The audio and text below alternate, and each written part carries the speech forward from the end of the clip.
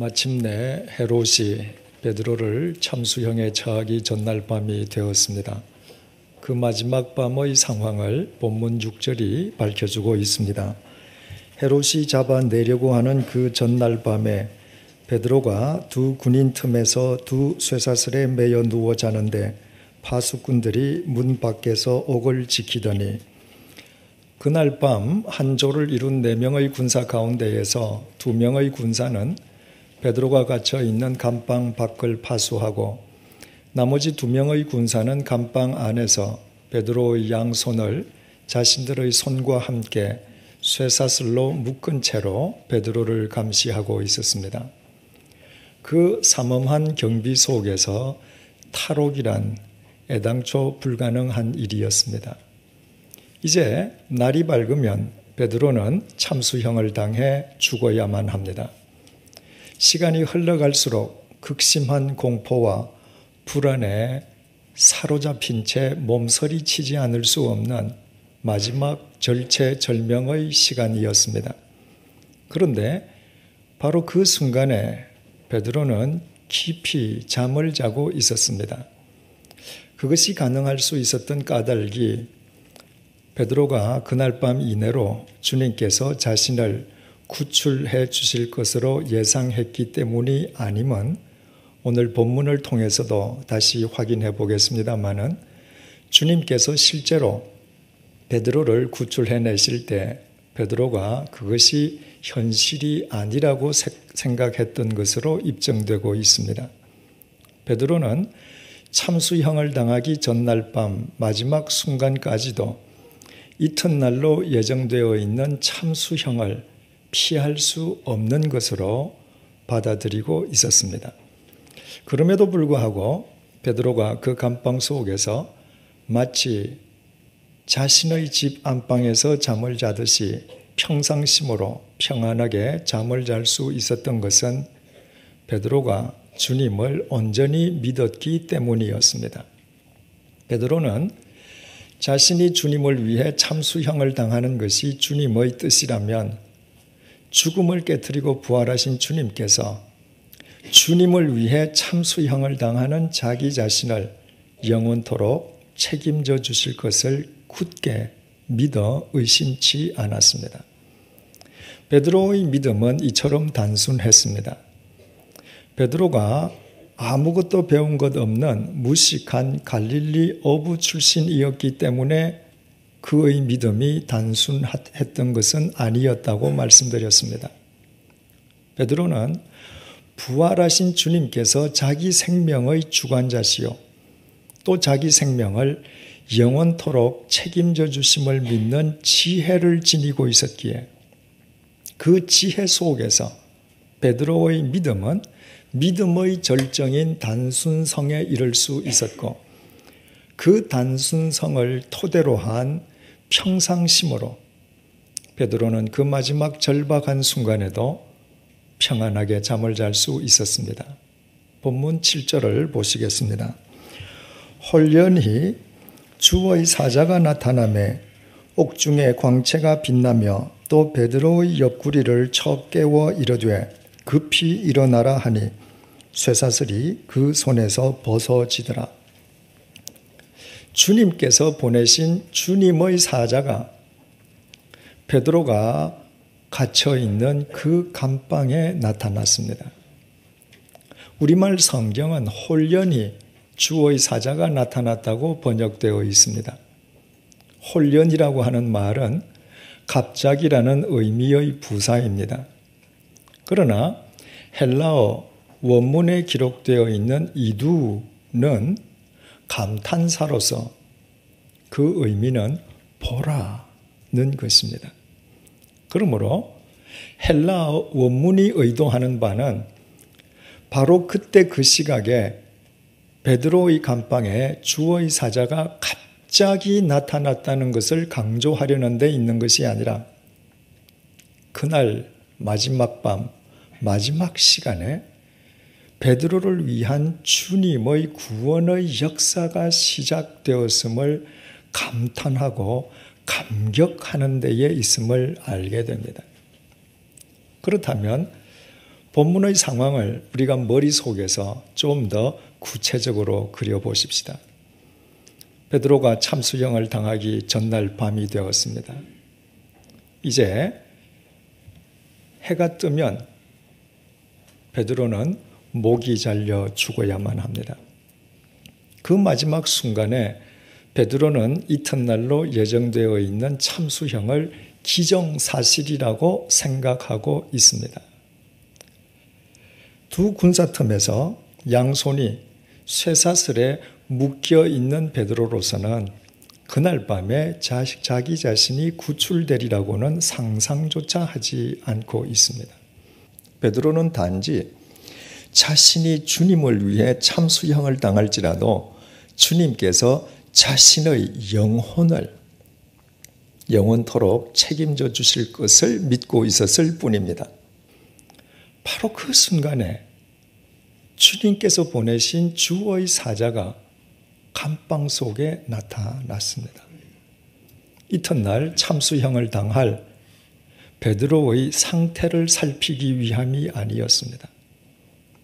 참수형을 피할 수 없다고 생각하고 있는 베드로의 생각과는 달리 그 베드로를 구원해 주시기 위한 주님의 구원의 역사가 시작된 것입니다. 인간의 생각과는 다른 주님의 그 구원의 손길을 이두 보라는 것입니다.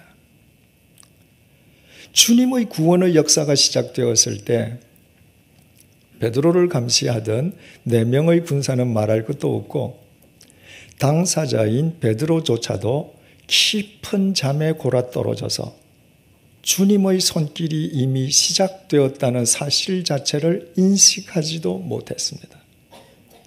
이처럼 인간의 지각 능력을 뛰어넘는 주님의 구원의 역사를 이두 보라는 것입니다. 지난 시간에 말씀드린 것처럼 이때 베드로가 감옥 속에서 얼마나 깊이 잠들었든지 주의 사자는 베드로의 옆구리를 세게 내리쳐서 그를 깨웠습니다. 그와 동시에 베드로의 양손에 묶여있던 쇠사슬이 저절로 벗어졌습니다. 본문 8절에서 11절을 보시겠습니다. 천사가 이르되 띠를 띠고 신을 신으라 하거늘 베드로가 그대로 하니 천사가 또 이르되 겉옷을 입고 따라오라 한데 베드로가 나와서 따라갈새 천사가 하는 것이 생시인 줄 알지 못하고 환상을 보는가 하니라. 이에 첫째와 둘째 파수를 지나 시내로 통한 쇠문에 이르니 문이 저절로 열리는지라. 나와서 한 거리를 지나매 천사가 곧 떠나더라. 이에 베드로가 정신이 들어 이르되 내가 이제야 참으로 주께서 그의 천사를 보내어 나를 헤롯의 손과 유대 백성의 모든 기대에서 벗어나게 하신 줄 알겠노라 하여 베드로는 주님의 사자의 명령을 쫓아서 띠를 띠고 신을 신고 겉옷까지 입었습니다. 그리고 주의 사자를 쫓아 감옥 문을 나서면서도 감방 문을 나서면서도 그것이 현실임을 전혀 인식하지 못했습니다. 감옥 속 첫째 초소와 둘째 초소를 지날 때에도 마찬가지였습니다. 베드로는 감옥의 정문을 나가서 대로변에 이르러서야 그제야 그것이 꿈이 아니라 주님께서 현실 속에서 자신을 정말 구출해 주셨음을 깨달을 수 있었습니다. 주님의 역사는 베드로가 상상할 수조차 없을 정도로 그만큼 신비스러운 방법으로 이루어졌던 것입니다. 주님의 그 신비스러운 구원의 역사를 이두 보라는 것입니다. 결국 오늘의 본문이 이두 보라고 감탄을 터뜨린 내용은 3가지입니다. 첫째, 하나님의 생각은 인간의 생각과 동일하지 않다는 것입니다. 베드로는 이튿날로 예정되어 있는 참수형을 피할 수 없는 것이라 생각하고 있었습니다. 그러나 그것은 전혀 하나님의 생각이 아니었습니다. 둘째, 하나님의 역사는 인간의 인식 능력 밖에서도 역사하신다는 것입니다. 하나님께서 구원의 손길을 내밀었을 때 베드로는 깊은 잠에 떨어져서 하나님의 역사가 시작되었다는 사실을 전혀 인식할 수 없었습니다. 셋째, 하나님의 구원의 역사는 인간의 이성과 생각과 판단을 초월하는 신비로운 방법으로 이루어진다는 것입니다. 베드로는 하나님에 의해 감옥의 정문을 나서면서도 자기 자신이 꿈을 꾸고 있는 것으로 착각할 정도였습니다. 이사야 선지자는 하나님과 우리의 관계를 토기장이와 진흙에 비유하면서 이사야서 29장 16절을 통해서 이렇게 증언했습니다. 너희의 패역함이 심하도다. 토기장이를 어찌 진흙같이 여기겠느냐. 지음을 받은 물건이 어찌 자기를 지은 이에게 대하여 이르기를 그가 나를 짓지 아니하였다 하겠으며 빚음을 받은 물건이 자기를 빚은 이에게 대하여 이르기를 그가 총명이 없다 하겠느냐. 정말 그렇지 않습니까? 진흙으로 토기를 만드는 토기장이와 토기장이가 자기 손으로 주무르는 진흙이 어찌 같을 수 있겠습니까? 토기장이에 의해 진흙으로 만들어진 토기가 토기장이를 향해서 당신이 나를 만들지 않았다고 자신이 토기장이의 피조물됨을 스스로 부정할 수 있겠습니까? 진흙이 토기장이를 향해서 당신이 나보다 총명하지 않다고 도리어 내가 당신보다 더 총명하다고 토기장이를 공박하는 일이 있을 수 있겠습니까? 그런 일은 결코 있을 수 없습니다. 토기장이와 진흙은 근본적으로 다르고 진흙은 아무리 세월이 흘러도 토기장이가 될 수 없기 때문입니다. 토기장이이신 하나님과 진흙인 우리의 관계도 이와 똑같습니다. 피조물인 우리는 죽었다 깨어나도 피조물일 뿐 창조주이신 하나님이 될 수 없습니다. 진흙에 불과한 우리의 생각과 토기장이이신 하나님의 생각은 같지 않습니다. 더욱이 하나님의 생각보다 진흙에 불과한 우리의 생각이 더 총명한 경우란 어떤 경우에도 있을 수 없습니다. 그러나 인간의 비극과 불행은 이 평범한 사실을 망각하는 데서부터 기인되고 있습니다. 하나님을 믿는다면서도 우리가 우리의 생각과 다른 결과가 주어지기만 하면 즉시 하나님을 원망하고 하나님 앞에 불평을 털어놓고 때로 하나님을 부인하기까지 하는 것은 하나님의 생각은 언제나 우리의 생각과 같아야 한다는 그릇된 믿음 때문입니다. 그것은 따지고 보면 우리의 생각이 하나님의 생각보다 더 총명하다는 착각으로부터 유래되고 있습니다. 그래서 우리는 우리 자신도 모르게 스스로 하나님이 되어 하나님을 마치 우리의 피조물인 것처럼 다루고 있습니다. 그러나 한번 냉정하게 생각을 해 보십시다.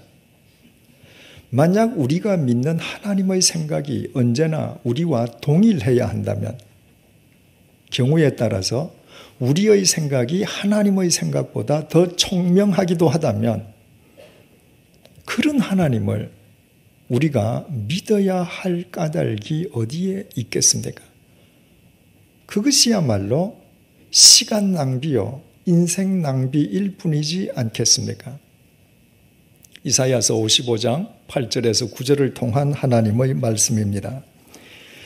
이는 내 생각이 너희의 생각과 다르며 내 길은 너희의 길과 다름이니라. 여호와의 말씀이니라. 이는 하늘이 땅보다 높음같이 내 길은 너희의 길보다 높으며 내 생각은 너희의 생각보다 높음이니라. 믿음은 토기장이이신 하나님과 진흙에 불과한 우리의 차이를 받아들이는 데서부터 시작됩니다. 하나님의 생각은 결코 우리의 생각과 동일하지 않습니다. 하나님의 생각은 우리의 생각과는 다릅니다. 단지 다를 뿐만 아니라 하늘이 땅보다 비교 자체가 불가능할 만큼 높은 것처럼 하나님의 생각은 우리의 생각과는 비교 자체가 불가능할 정도로 높습니다.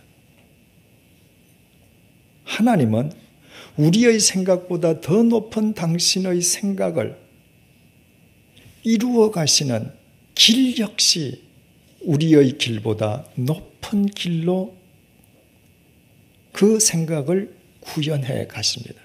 바꾸어 말씀드리면 당신의 생각을 구현하시는 방법도 우리의 방법과는 전혀 다르다는 것입니다. 하나님께서 당신의 높은 생각을 구현하시는 방법은 우리의 이성과 판단과 상상을 초월하는 신비로운 방법입니다. 그것뿐만 아니라 진흙인 우리는 시간과 공간의 지배 속에서 살아가는 반면 토기장이이신 하나님은 시간과 공간을 초월하시는 분이십니다. 그래서 하나님께서는 우리의 눈길이 닿지 아니하는 곳에서도 우리가 아무것도 인식하지 못한 채 깊이 잠들어 있는 동안에도 시간과 공간을 초월해서 당신의 역사를 이루시는 분이십니다. 하나님과 우리 사이의 이 근본적인 차이를 받아들이려 하지 아니하면 우리는 하나님을 믿는다면서도 늘 원망과 불평과 의심 속에서 살아가게 됩니다. 왜냐하면 우리의 인생은 절대로 우리의 생각대로 진행되지 않기 때문입니다. 그러나 하나님과 우리 사이의 이 근본적인 차이를 받아들이면 설령 우리의 인생이 우리의 생각대로 진행되지 않는 경우라 할지라도 우리는 우리의 삶 속에서 우리의 생각보다 하늘이 땅보다 높음같이 높은 하나님의 생각이 당신의 신비스러운 능력 속에서 이루어지는 것을 이두 보라는 감탄의 삶을 살 수 있게 됩니다. 옥중에 갇혀서 깊이 잠들고 있는 베드로에게 베드로의 생각과는 달리 구원의 손길을 내미신 하나님을 오늘의 본문이 보라, 이두라고 감탄을 바라듯이 우리 역시도 우리의 삶 속에서 당신의 높으신 뜻을 이루어 가시는 하나님을 믿음의 눈으로 볼 수 있기 때문입니다. 죄로 말미암아 죽을 수밖에 없는 인간을 구원하시기 위해서 하나님께서 친히 이 땅에 오셨습니다. 그래서 하나님께서 거룩하신 당신의 모습 그대로 오셨습니까? 만약 그렇게 하셨더라면 이 세상 어느 죄인이 감히 거룩하신 하나님 앞에 한 발자국인들 나갈 수 있겠습니까? 인간을 구원하시기 위해 이 땅에 오시되 우리와 똑같은 인간의 몸을 입고 오신 하나님을 이두 보십시오. 인간의 모습으로 오시되 인간 위에 군림하는 제왕으로서가 아니라 겸손한 종의 모습으로 오셔서 비천한 나까지도 섬겨주시는 하나님을 이두 보십시오. 죄의 삭선 사망이라는 당신의 공의를 이루시기 위하여 당신이 친히 제물이 되어 십자가에 못 박혀 돌아가심으로 우리의 죄값을 대신 치러주신 하나님을 이두 보십시오. 무덤에 장사된 지 사흘째 되는 날 죽음을 깨트리고 부활하심으로 영원한 생명의 구주가 되어주신 그 하나님을 이두 보십시오. 그래서 누구든지 성자 하나님이신 예수 그리스도를 믿기만 하면 영원한 새 생명을 거저주시는 하나님을 이두 보십시오. 그것은 모두 우리의 생각 밖에서 일어난 일입니다. 우리의 생각으로는 상상도 할 수 없었던 일입니다. 하늘이 땅보다 높은 같이 우리의 생각보다 높은 하나님의 생각이 신비로운 당신의 능력 속에서 이루어진 일이었습니다. 그래서 사도 바울은 그 삼위일체 하나님을 찬양하면서 고린도후서 5장 17절을 통해서 이렇게 감탄했습니다. 그런즉 누구든지 그리스도 안에 있으면 새로운 피조물이라 이전 것은 지나갔으니 보라 새 것이 되었도다. 바울은 본래 그리스도인들을 박해하던 폭도였지 않습니까? 그런데 자신의 죄값을 십자가에서 대신 치러주신 성자 하나님 예수 그리스도 안에서 영원한 새 생명을 얻게 되었음이 얼마나 감격스러웠던지 이두 보라고 감탄을 터뜨리고 있습니다. 그 감탄이 사도 바울만의 감탄이겠습니까? 그것은 실은 우리 모두의 감탄이기도 합니다. 죄와 죽음과 어둠의 덫에서 허우적거리던 우리를 하나님께서 일방적인 은총을 베풀어 주시사 하나님의 자녀로 하나님을 믿는 그리스도인으로 오늘 이 자리에 나올 수 있도록 은혜를 베풀어 주신 우리 자신을 이두 보십시오. 우리 자체가, 우리 자신이 감탄과 감격의 대상이지 않습니까? 그 모든 일들이 우리의 생각이나 의지, 우리의 노력으로 이루어진 일이었습니까? 그렇지 않습니다. 우리의 생각보다 높으신 하나님의 생각이 신비로운 하나님의 능력 속에서 이루어진 대구원의 역사였습니다.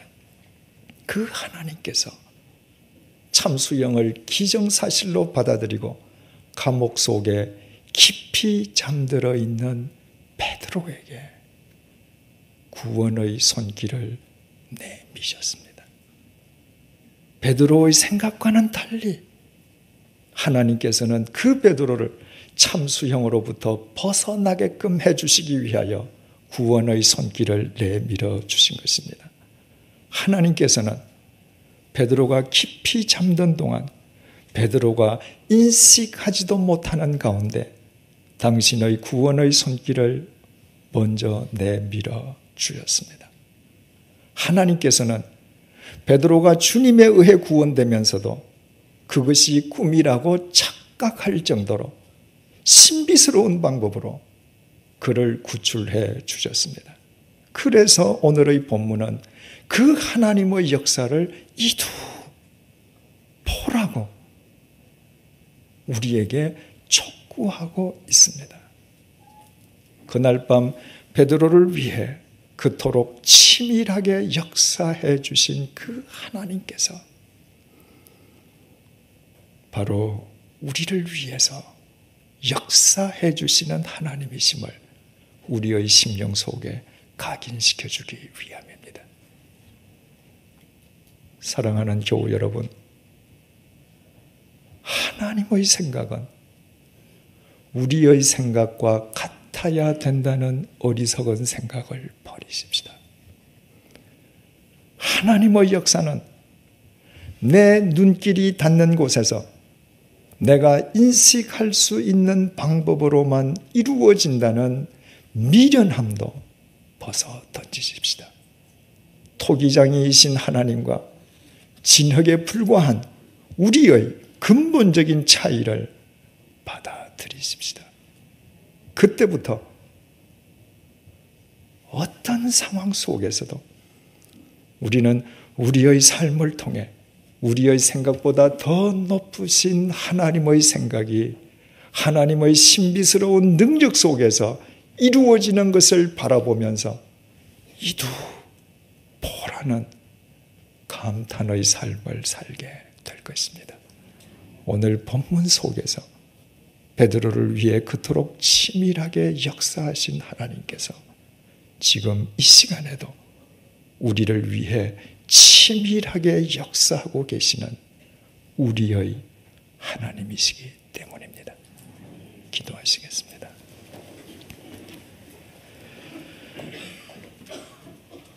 하나님, 다윗은 시편 144편 3절을 통해 여호와여, 사람이 무엇이기에 주께서 그를 알아주시며 인생이 무엇이기에 그를 생각하시나이까? 라고 하나님을 찬양하였습니다. 자기 생을 되돌아볼수록 자신의 일평생이 온통 자신을 위한 하나님의 역사 속에서 이두보라는 감탄과 감격의 연속이었기 때문입니다. 이 시간 다윗의 이 찬양이 나의 찬양이 되게 해 주심을 감사드립니다. 하나님, 내가 대체 무엇이기에 하나님께서 나를 이토록 알아주십니까? 내가 대체 누구이기에 하나님께서 나를 이다지도 생각해 주십니까? 더러운 죄인인 나를 살리시기 위해 어찌 성자 하나님께서 십자가의 제물로 돌아가시는 사랑을 베풀어 주셨습니까? 하나님을 알지도 못하던 내가 그리스도인으로 이 자리에 앉아 있을 수 있게끔 어찌 그리도 신비스럽게 역사해 주셨습니까? 생각하면 할수록 내 자신이 이두보라는 감탄의 기적 덩어리임을 고백하며 하나님을 찬양하지 않을 수 없습니다. 이제부터 우리 모두 우리는 진흙이요 하나님은 토기장이이심을 잊지 않도록 도와주십시오. 하나님의 생각이 언제나 우리의 생각과 같아야 한다는 어리석음을 버리게 도와주십시오. 하나님께서는 우리의 눈길이 닿는 곳에서 우리가 인식할 수 있는 방법으로만 역사하신다는 미련함도 버리도록 도와주십시오.